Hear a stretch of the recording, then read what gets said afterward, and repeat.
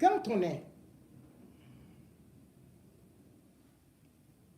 un méchant, un malfrat, un hors-la-loi au Cameroun, la seule façon de se protéger, c'est de dire Paul Biya, Ayoub. Et c'est de dire que Kamto est zéro. On devient son ennemi. On cherche à la battre à tout prix. Et d'ailleurs, avant Martinez Zogo, si Kamto aurait accepté une seule invitation à Vision Mille Collines, il serait mort de prison. De poison, voulais-je dire. Mais il a eu l'intuition et il a évité ce piège. Beaucoup de pièges l'attendent d'ailleurs. Parce que quand ce régime est contre toi, ce sont des petites vipères qui sont autour de toi, qui viennent te mettre leur poison.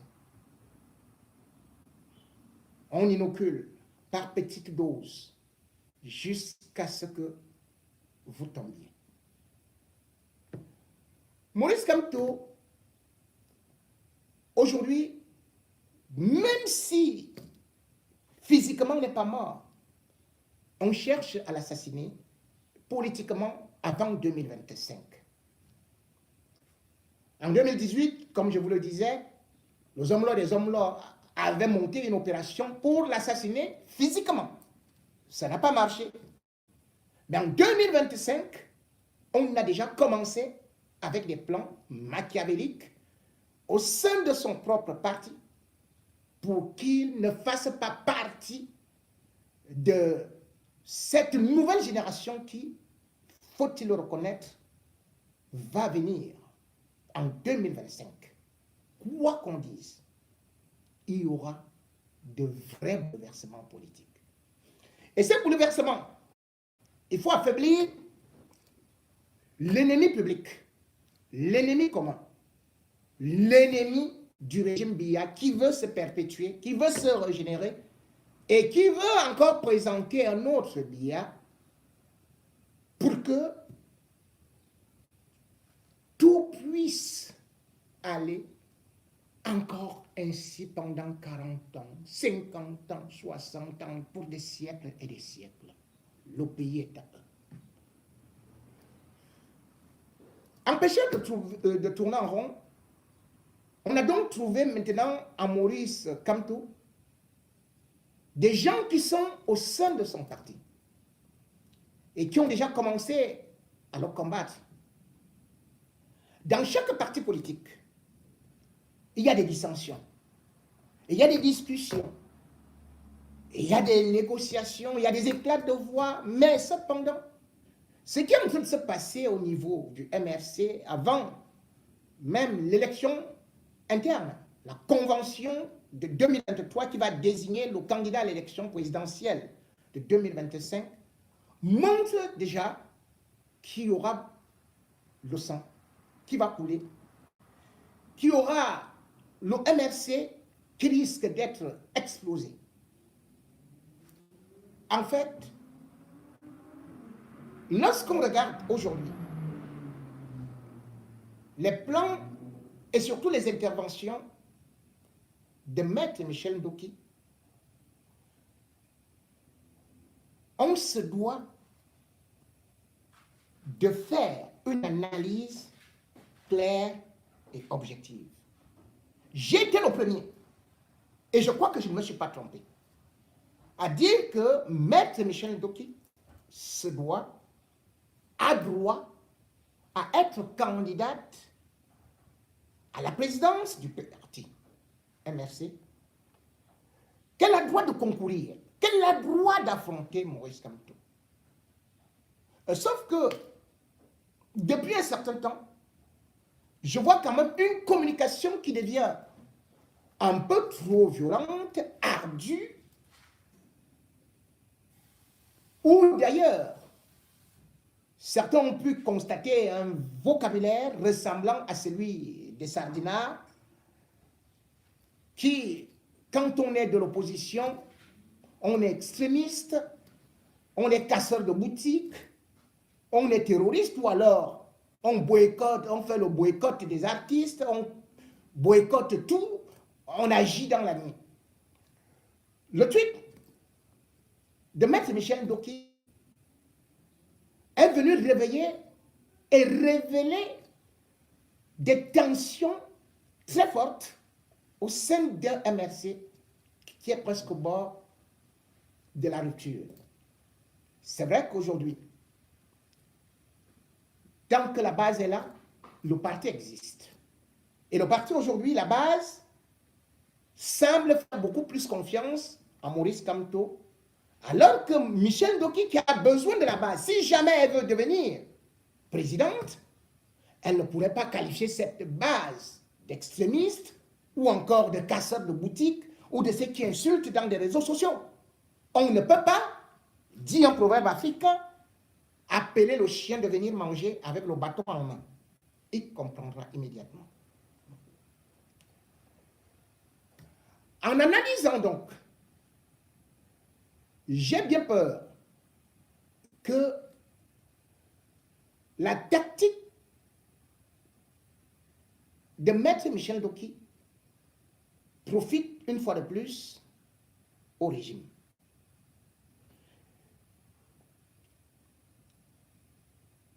Je m'explique.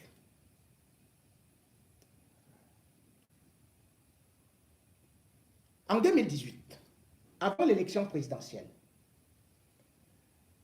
qu'est-ce que Atangandji avait fait?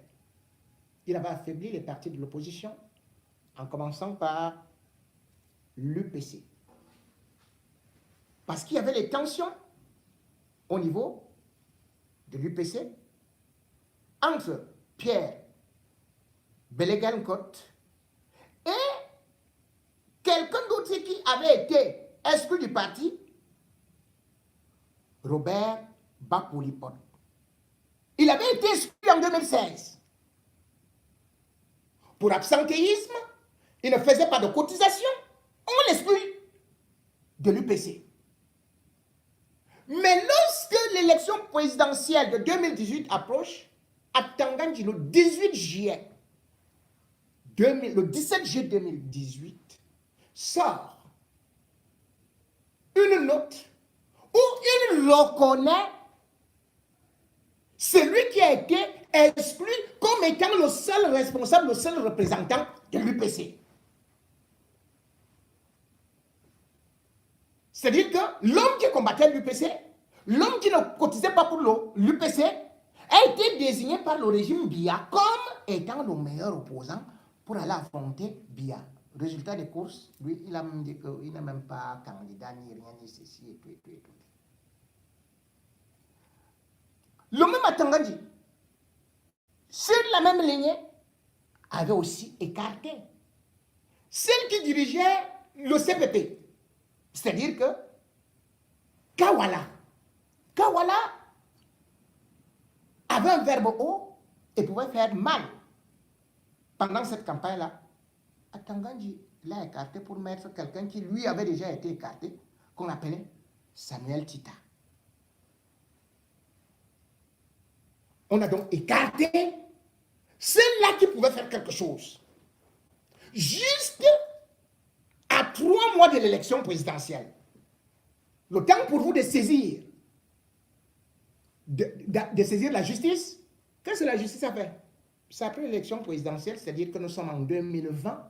C'est là où le centre administratif dit, oh oui, vraiment,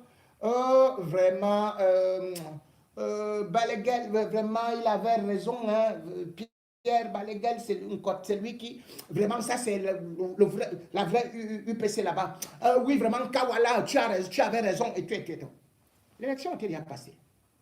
Et c'est ça qui risque de se passer avec le MRC.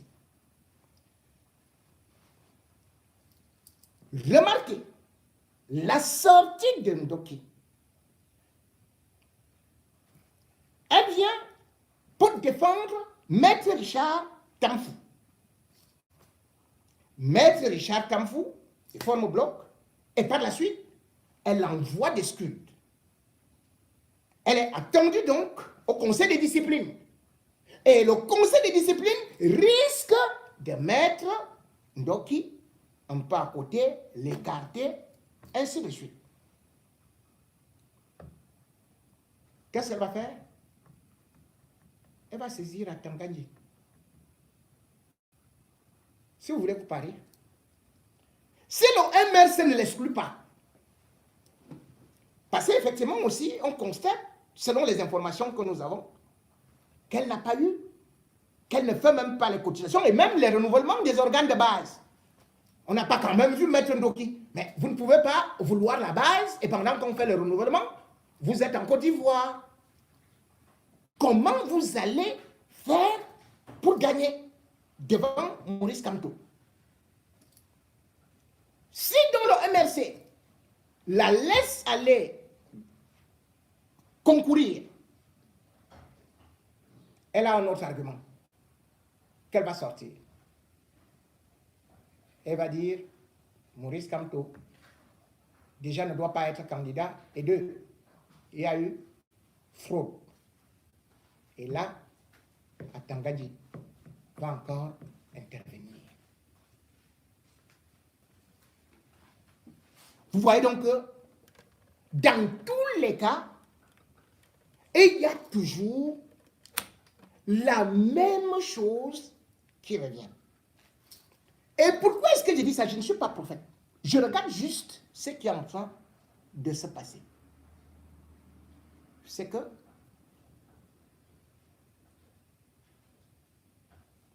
Maître Ndoki avait rencontré Tanganyika. Je n'interdis pas qu'on rencontre les hommes politiques et tout et tout. Et d'ailleurs, j'avais dit, voilà, c'est normal que Kamto aille aussi à Etoli. Mais cependant, elle n'avait pas annoncé cela au parti, ni à qui que ce soit, ni fait du bruit. On a su cela beaucoup plus tard. Mais lorsqu'elle a rencontré Maurice Kamto, à Odia, à la maison du parti, eh bien, elle est revenue pour dire, pour faire le compte rendu, en disant que Maurice Kamto n'était pas prêt pour l'alternance. Mais attendez, on est libre d'affronter Maurice Kamto, mais on ne peut pas lui interdire de concourir.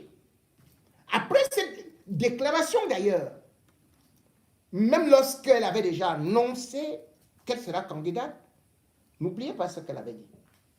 J'attire l'attention à tous ceux qui sont là, parce que je connais le marigot politique du Cameroun.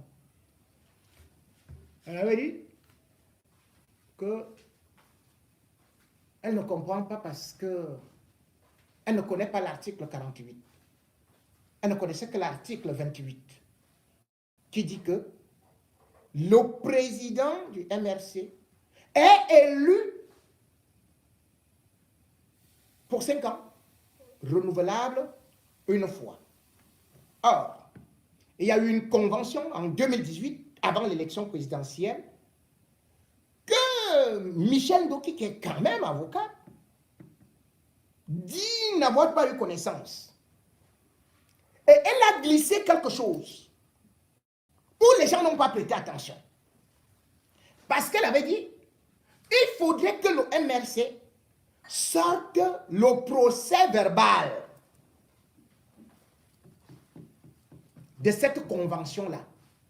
Et surtout, avait-elle précisé la décharge du ministre de l'administration territoriale à Tanganyika.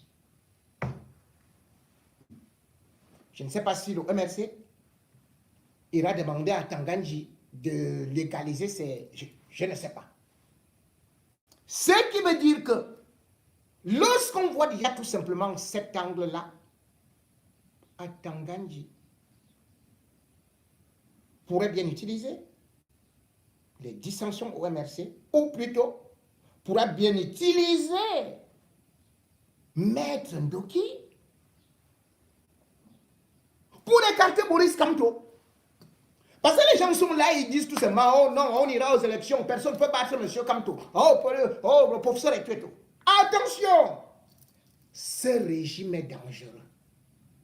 Vous avez vu le Manigam, non? Avec Ekane Anissé, comment est-ce qu'ils ont utilisé Ekane Anissé qui disait partout qu'il est opposant. Mais finalement, il travaillait avec le gouvernement. Je vous ai dit, je connais le marigot politique. Moi, je lis, je vois, j'analyse. Je vous ai dit, j'étais l'une des premières personnes à saluer la bravoure, le courage, l'éloquence de la fiancée du peuple, comme on l'appelait, Maître Michel Ndoki. Mais cependant, il faut savoir que Maître Michel Ndoki a divorcé avec le MRC depuis très longtemps. Il faut que les gens le sachent. Le divorce s'est passé en prison, je l'avais déjà dit. Et je le répète aujourd'hui. Parce que ça c'est clair. On va faire des faits divers là et tout, mais on ne voit pas ce qui est en train de se passer. 2025 n'est pas loin. Le divorce dont je parle, c'était quoi? Lorsqu'on a arrêté les Kamto et aussi Michel Ndoki, pour elle a trouvé que la meilleure façon était de demander, d'écrire une lettre à Paul Biya, de faire profil bas. Ce que Maurice Kamto et les autres ont refusé. Et du coup, Maurice Kamto était défendu, tout comme les Pendek Okaï et autres, et tout ça avec Albert Zongan. Ils étaient défendus par un seul cabinet. Mais, Maître Ndoki avait choisi son avocat elle seule. Maître Asiga. Maître Asiga. Donc vous voyez que le MRC avait ses avocats, Maître Ndoki avait sa part d'avocat. Et je savais que c'est bien gâté. Ils n'ont pas voulu dire cela, mais moi je savais que c'était gâté. Oui, j'ai salué la bravoure, Ndoki, mais n'oublions pas, relatons les faits. Elle a très bien parlé à la Cour constitutionnelle, devant la Cour constitutionnelle. Mais soyons clairs, Maître Ndoki, vous-même vous le savez. Ce que vous avez dit là, ce n'est pas vous qui avez écrit. C'est Kamto qui avait écrit ça, avec le professeur Faugué. C'est la présidente, Maître Awasoum, qui devait aller lire. Mais comme elle est anglophone, on a trouvé qu'elle ne pouvait pas, voilà, que c'était bien que ce soit vous. Et vous avez d'ailleurs un peu hésité jusqu'à ce qu'on vous avait convaincu d'aller lire. D'aller lire. Vous avez donc lu. Et c'est devenu un bon fond politique. Mais la réalité est que ce sont ces gens-là qui vous ont aussi quand même placé devant tout comme. Les Camerounais vous ont découvert courageuse lorsqu'on a tiré sur vous, mais vous n'étiez pas à la manifestation. C'est Diamant qui était sorti de la manifestation pour faire une manifestation, je ne sais où là, à 8 h. On a tiré sur lui. Et je crois que c'est Albert Zongan qui était venu vous chercher. Vous étiez en train de manger avec Pendé Coca pour aller à l'hôpital. Là où il y avait Diamant. Et c'est arrivé là-bas que, bien évidemment, comme vous êtes descendu aussi du véhicule et tout, allez, on a lancé une poursuite. On a tiré sur vous. Oui, vous avez été blessé. Contrairement à ce que le gouvernement, à Tangandji aujourd'hui, qui vous rencontre, a raconté que non, on n'a jamais tiré sur vous. Mais moi, j'ai la ferme conviction qu'on avait tiré sur vous. Mais ce n'était pas parce que vous étiez en train de manifester, de marcher. Non. C'était dans certaines circonstances. Cependant, en tant que frère, je vais juste te donner un conseil, avant que ça ne se gâte. Ces gens-là, ont toujours utilisé les gens de l'opposition pour détruire l'opposition, pour casser l'opposition. Ils ont même réussi l'exploit de retourner Froundi pour qu'il devienne finalement une sous-section du RDPC. Et vous promettent ciel et terre. Mais les Camerounais vous regardent. Le monde vous regarde. Ce n'est pas en venant tout simplement dire j'ai un projet de société, tu es tout. Non. Ce qui compte, c'est d'abord la crédibilité.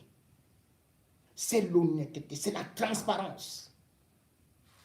Si on vous a combattu, si vous avez dit que votre vie est en danger et que subitement vous reveniez uniquement pour annoncer votre candidature à l'élection et que vous dites que finalement c'est le parti qui doit vous donner de l'argent pour les élections internes, alors là, je vous dis, maître, vous faites fort. Hein?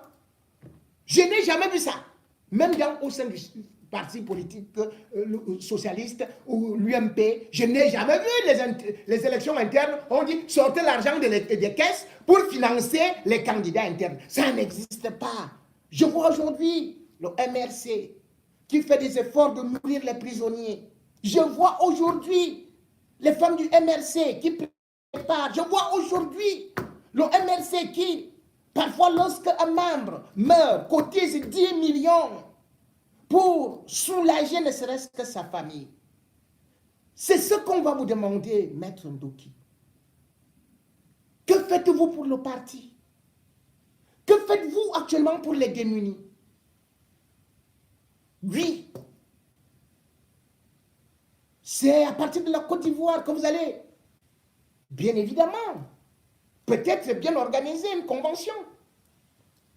Moi aussi, je serai candidat à l'élection. Pourquoi pas? Et d'ailleurs, Albert Zongan m'a dit que lui veut même devenir pape. Ah, Sirène Noire, elle m'a dit qu'elle voulait même entrer à la présidence de la République. Oh non! Ateba, Joseph Ateba, m'a dit que lui-même il cherche à tacler Maurice Kamto par derrière, après il devient ministre de la Défense, après il prend l'Europe, il prend étudie. Ah oui, tout le monde peut rêver. Mais sauf que 2025, nous ne pouvons pas accepter que le peuple soit trompé, détourné, dérouté. Nous ne pouvons pas accepter que le danger vienne de la maison, de l'opposition. Nous n'allons pas accepter la distraction.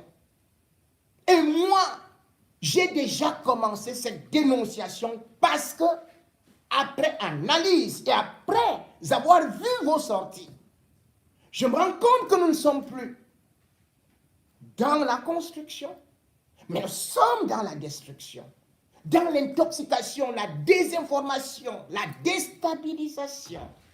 Et ce n'est pas ce que nous attendons.